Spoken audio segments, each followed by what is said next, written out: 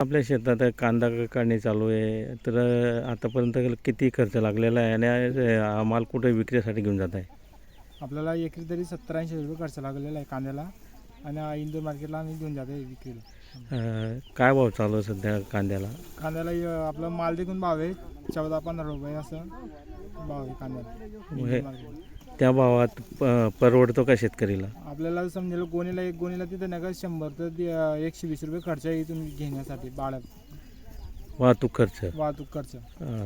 तर हा जो भाव तिथं कांद्याला आहे तो भाव परवडतो का आता? नाही परवडत ना. खर्च किती झाला आहे एकरी नाही का तर 70-80 रुपये खर्च राहतो, तर कुठे परवडणार आहे कांदा? मजुरही मिळते का? मजूर सुद्धा असं टायमावर भेटत नाही. मजूरचं पण थोडंसं येऊन जातं. मजुरांची टंचाई आहे. हो, मजुरांची पण टंचाई. अच्छा, तरी साधारण काय भाव पाहिजे?